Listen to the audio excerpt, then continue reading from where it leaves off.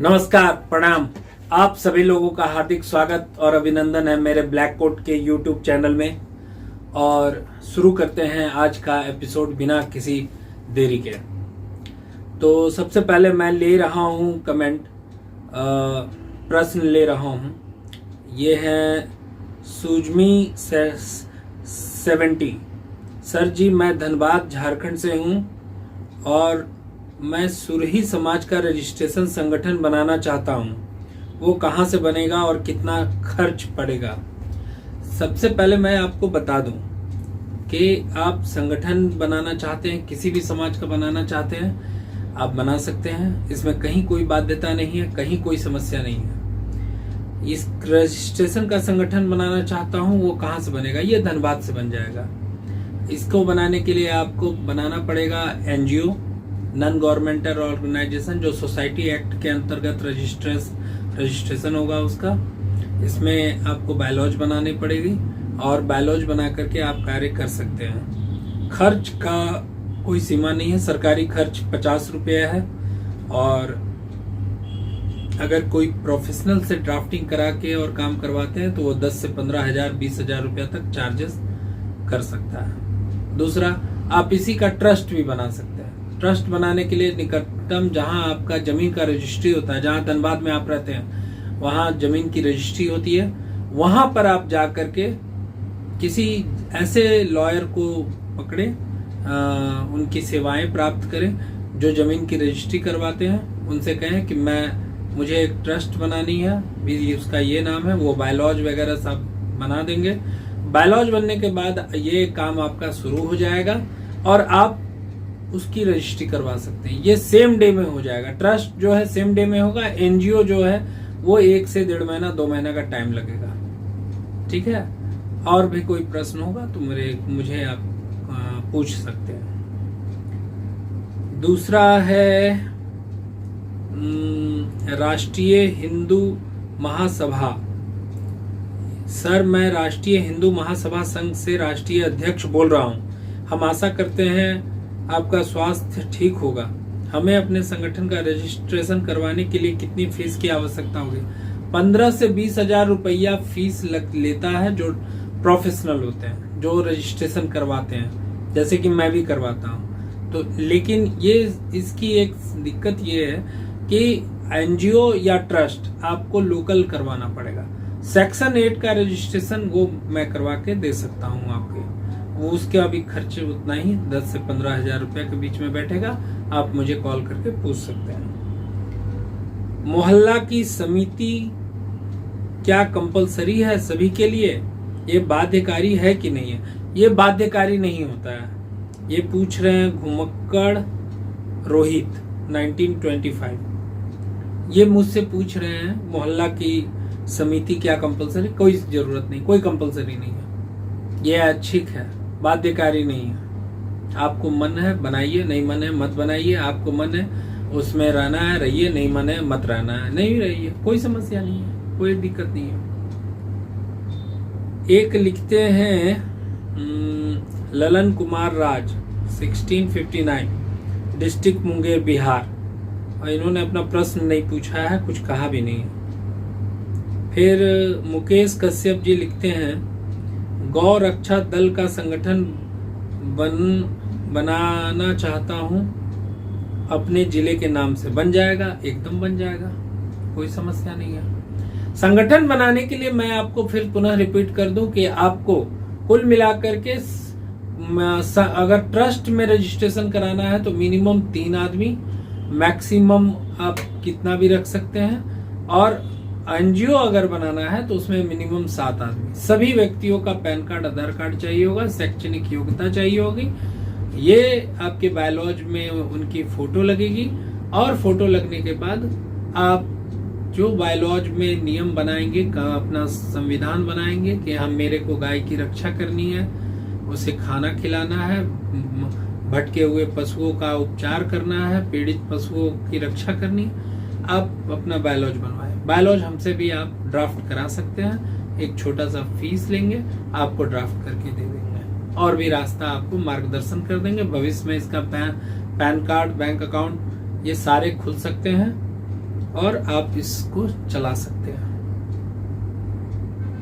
Sir हम लोग ये पूछ रहे हैं, इंद्र कुमार ध्रुव 2785, सर हम लोग सरकारी जगह पर काम कर रहे हैं जहां हम सारे लोग संगठन बनवाना चाहते हैं। सरकारी संगठन में या सरकारी उपक्रम में अगर आप काम कर रहे हैं, सरकार के पास काम कर रहे हैं, तो संगठन को बनाने में कोई समस्या नहीं है। जैसे सोसाइटी एक्ट ये नहीं कहता है कि आप प्राइवेट काम कीजिए, सरकारी काम कीजिए या कोई भी काम कीजिए, लेकिन सरकार के पास अगर आप विभाग में काम कर रहे हैं तो वहां से आपको एनओसी लेना पड़ेगा। क्यों? कि आप एक फुल टाइम जॉब में रहते हुए किसी ऐसे संगठन में कार्य नहीं कर पाइएगा जहां फुल टाइम काम होता है, दो में से एक ही होगा। दूसरा, आपको वेतन भी लेना मुश्किल हो जाएगा। इसलिए आप जब भी सरकारी संगठन में काम करते हैं, सरकारी उपक्रम में काम करते हैं, अपने विभागाध्यक्ष से एनओसी प्राप्त करके ही संगठन बनाने का कार्य करें। और संगठन में अगर साइलेंट रूप से अगर आप रहना चाहते हैं तो रह सकते हैं। इससे संगठन बनाने में या संगठन संचालन में कहीं कोई समस्या नहीं। लेकिन अगर सरकार को आपत्ति है कि नहीं आप मेरे यहाँ काम कर रहे हैं, अब आप जिले के एसपी हैं, जिले के डीएसपी हैं, जिले में आप ये क्या कहते हैं डीसी हैं, तो आप केवल सरकारी संगठनों में ही शामिल हो सकते हैं। बाकी प्राइवेट संगठनों में आपको शामिल होने में समस्या है। ये संगठन बनाने के लिए जो लॉ है उसमें कोई समस्या नहीं है। सरकार को ज्वाइनिंग करते समय एक डिक्लेरेशन देना पड़ता है कि मैं कहीं काम नहीं करता हूं और आगे भी नहीं करूंगा, या करूंगा तो मैं अनुमति लूंगा। इस तरीके की वहां पर दिक्कत आती है। तो जब भी सरकारी व्यक्ति आप रहें और संगठन बनाएं तो इसमें पूर्णतः विभाग से एनओसी, नो ऑब्जेक्शन सर्टिफिकेट प्राप्त करना सुनिश्चित करें। बस। फिर बोल रहे हैं एक्टिविस्ट हर्ष, कितना खर्च आएगा, बायोलॉज कैसे बनेगा? पूर्णिया बिहार से हूँ, प्रदेश स्तर का संगठन का रजिस्ट्रेशन करवाना है, आपदा मित्र बिहार का। तो हर्ष जी ऐसा है कि इसका खर्च, सरकारी खर्च, ट्रस्ट बनाइएगा 4-5 हजार रुपया और एनजीओ बनाइएगा 50-60 रुपया। लेकिन जो वकील साहब या जो प्रोफेशनल इसकी ड्राफ्टिंग करेंगे, जो इसके बायोलॉज की ड्राफ्टिंग करेंगे, जो आपका मार्गदर्शन करेंगे, वो अपनी फीस चार्ज करेंगे। ओवरऑल आपको 15 से 20 हजार रुपया का खर्च आएगा और ये बन जाएगा और आपका प्रदेश स्तर का संगठन वही रजिस्ट्रेशन हो जाएगा। रजिस्ट्रेशन की सेम प्रक्रिया है। आपको पहले बायोलॉज बनाना है, ऑनलाइन पोर्टल है एनजीओ के लिए और ट्रस्ट के लिए ऑनलाइन, उसके लिए भी ऑनलाइन पोर्टल है। लेकिन ट्रस्ट या एनजीओ बिना मार्गदर्शक का अपने से बनाने में बहुत कठिनाई है। जैसे हमारी तबीयत खराब हो गई, हम लोग दवा खाना जाकर के पूछ के दवाई ले लेते हैं, वैसा काम इसमें नहीं हो सकता है। क्योंकि एक बार इसकी रजिस्ट्रेशन हो जाएगी और भविष्य में आपको कोई काम करना होगा और अगर आपका बायोलॉज में वो बातें नहीं लिखी हुई होगी तो आपको समस्या आएंगी और फिर उस समस्या का निराकरण करने के लिए ज्यादा परेशानी होगी। तो मेरा स्पष्ट आप लोगों को दर्शन है कि आप किसी एक प्रोफेशनल व्यक्ति, चार्टेड अकाउंटेंट, लॉयर के अंतर्गत ही इसको बनवाने का कार्य करेंगे। मुकेश चौधरी 7865, सर मैं एक सामाजिक संगठन बनाना चाहता हूं तो संगठन कैसे बनाएं? प्लीज पूरी प्रक्रिया बताएं सर। मैं प्रयागराज उत्तर प्रदेश से, स्वागत है आपका मेरे प्रोग्राम में। आप सामाजिक संगठन बनाइए, गैर सामाजिक संगठन बनाइए, प्राइवेट बनाइए, सबकी प्रक्रिया एक ही प्रकार की। आप ट्रस्ट एक्ट में बना सकते हैं, सोसाइटी एक्ट में बना सकते हैं, कंपनी एक्ट में सेक्शन 8 का बना सकते हैं और लोकल स्तर पर बिना रजिस्ट्रेशन का भी संगठन बना सकते हैं। इनकम टैक्स एक्ट में ऐसा प्रावधान है। तो बनाने के लिए आपको मिनिमम 3 आदमी, मैक्सिमम कितना भी हो सकता है, ऐसे 7 आदमी की जरूरत पड़ती है। इन सातों का पैन कार्ड, आधार कार्ड चाहिए। इस पैन कार्ड, आधार कार्ड लेने के बाद एक बायलॉज बनेगा। बायलॉज में आपका संगठन का पूरा विस्तृत विवरण रहेगा। आप क्या काम करना चाहते हैं, क्या उद्देश्य है, बैंक अकाउंट का संचालन कैसे होगा, लोगों की ज्वाइनिंग कैसे होगी, लोग रिटायर कैसे करेंगे, ये आदि आदि बातें लिखी रहती है। ये इजी है। उसके बाद इसकी रजिस्ट्री की प्रक्रिया होगी। रजिस्ट्रेशन में एनजीओ का रजिस्ट्रेशन ऑनलाइन पोर्टल के माध्यम से होगा। इसको भी लेकिन जिला स्तर से, प्रदेश स्तर से अप्रूव्ड कराना पड़ता है विभाग से। और ट्रस्ट की रजिस्ट्री, जहां जमीन की रजिस्ट्री होती है आप लोगों की, कुछ लोगों में के पास तहसील में रजिस्ट्री होती है, कुछ लोगों का निबंधन कार्यालय में रजिस्ट्री होता है, वो पता चल जाएगा। वहां लोकल कोर्ट में जाने से आपको आइडिया मिल जाएगा। वहां पर इसकी रजिस्ट्री आप करवाइए और आप बनवा लीजिए। और उसके बाद इसकी पैन कार्ड बनाना है, फिर एनजीओ आधार बनाना है, उद्योग आधार बनाना है, एमएसएमई जिसको रजिस्ट्रेशन कहते हैं। उसके बाद फिर आपको 12A ATG नीति आयोग से रजिस्ट्रेशन, उसके बाद फिर CSR रजिस्ट्रेशन आदि रजिस्ट्रेशन आप करवाइए। साल में एक बार ऑडिट करवाइए। ऑडिट करा के सारे डॉक्यूमेंट्स पोर्टल पर सबमिट करना होता है। ये एक प्रोफेशनल ही करेगा और ये एक अच्छा तरीका भी है। जय हिंद सर, मैं अम्बेडकर वॉरियर्स आर्मी से संतोष पटेल आपका अच्छे स्वास्थ्य की आशा करता हूँ। बहुत बहुत धन्यवाद, बहुत बहुत धन्यवाद।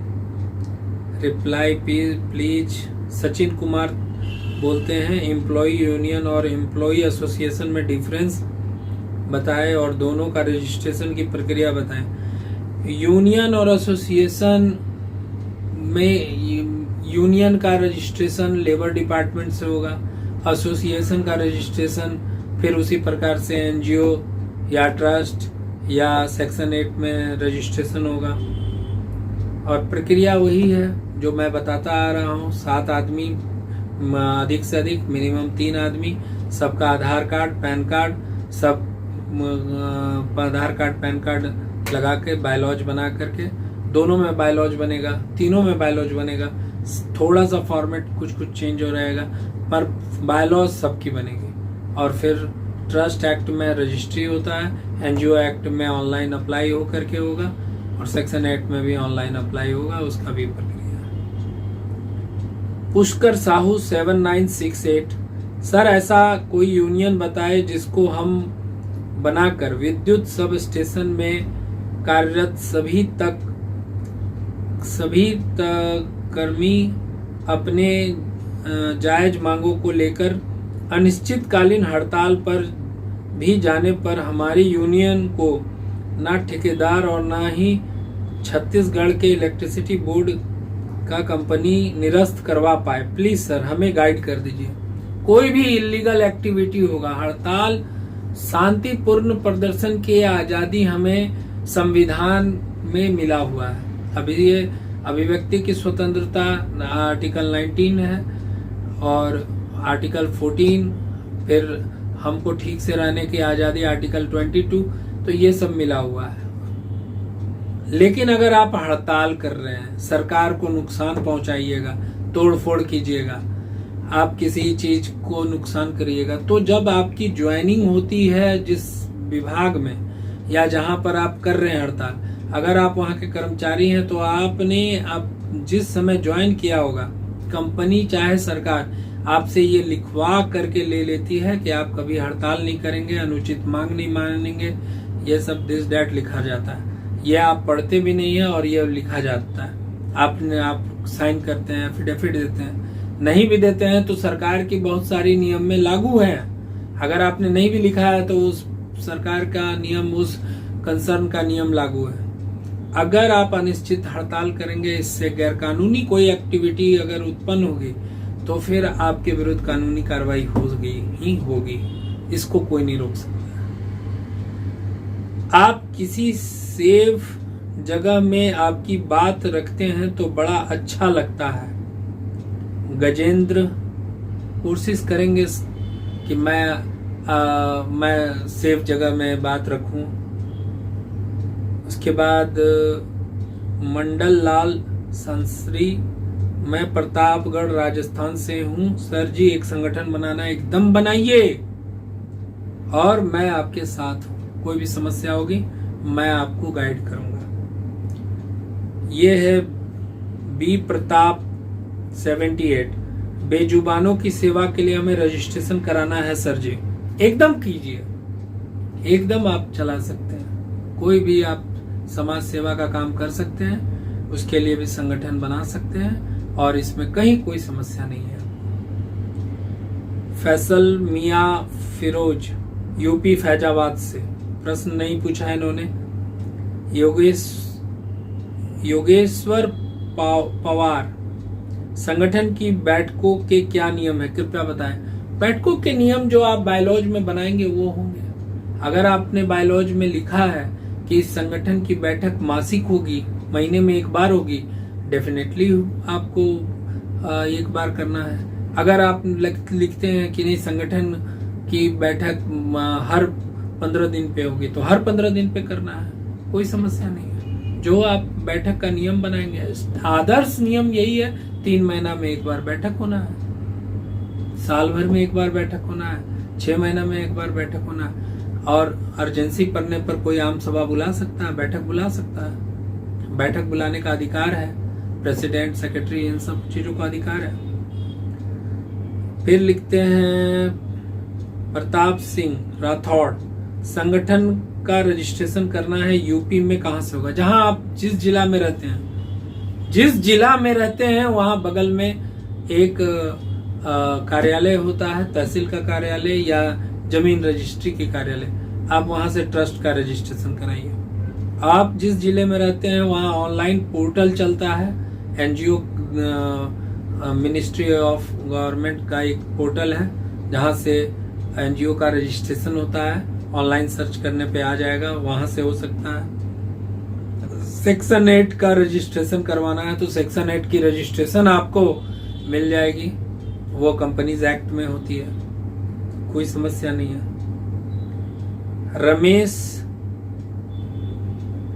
रमेश शंकर निषाद, सर मैं छत्तीसगढ़ से हूं, हमारा एक युवा समिति है, उसका रजिस्ट्रेशन कैसे करवाएं? 3 आदमी मिनिमम, 5 आदमी मैक्सिमम, बायलॉज बनाइए, तीनों चारों एक्ट में, जैसे मैं ऊपर से बताते आ रहा हूं वैसे आप कीजिए। लक्ष्मी पटेल, सर हमारा एक संगठन है तो उसको रजिस्ट्रेशन कराना चाहते हैं, तो उसमें कितना खर्च आएगा? रजिस्ट्रेशन होता है ये बता दीजिए। रजिस्ट्रेशन कहाँ होता है? अभी ऊपर मैंने जैसे जवाब दिया, आप जहाँ भी कराना चाहते हैं, जिस जिले में रहते हैं उसके निकटतम जहाँ तहसील होगी या कचहरी होगा, वहाँ पर जमीन के जहाँ रजिस्ट्री होती है वहाँ पर ट्रस्ट का रजिस्ट्रेशन करवाएंगे और ऑनलाइन एनजीओ वगैरह का रजिस्ट्रेशन होगा, सेक्शन 8 का भी ऑनलाइन रजिस्ट्रेशन होगा, वो हो जाएगा, तो कोई समस्या नहीं है। देखिए वीडियो बहुत लंबा हो रहा है, आगे का प्रश्न आगे लेंगे, लेकिन मैं कॉमनली एक बात कह दूं, संगठन बनाने का सोच अच्छा है, लेकिन इसको क्रियान्वित करने के लिए, इसको लगाने के लिए आपको एक कम से कम 2-3 व्यक्तियों की टीम की आवश्यकता पड़ेगी। ये टीम आपका क्या होगा? अध्यक्ष, सचिव और कोषाध्यक्ष, ये 3 व्यक्ति आप अपने संगठन का चुन लें। इन चुन लेने के बाद आप अपनी बायलॉज को तैयार करवाएं। बायलॉज को तैयार करवाने के बाद इसकी रजिस्ट्री करवाएं। कोई बड़ा बात नहीं है, रजिस्ट्री हो रही है और भी संगठन काम कर रहे हैं, आप क्यों नहीं कर सकते हैं? रजिस्ट्री करवाने के बाद आप इसको प्रक्रिया में डालें और पैन कार्ड बनाएं, फिर बैंक का अकाउंट खोलें, वो डोनेशन लेना स्टार्ट करें और अपने समाज को, अपने देश को समृद्ध बनाएं। आपकी सेवा में मैं इसी प्रकार उपस्थित होता रहूंगा और आप सभी से विनम्र आग्रह है, मेरे वीडियो को शेयर कीजिए। अभी मेरा कंटेंट मोनेटाइज नहीं हुआ है, मुझे आवश्यकता है और मैं आपका इसी प्रकार मार्गदर्शन करता रहूंगा, जानकारी की बातें बताता रहूंगा। सबको नमस्कार, जय हिंद।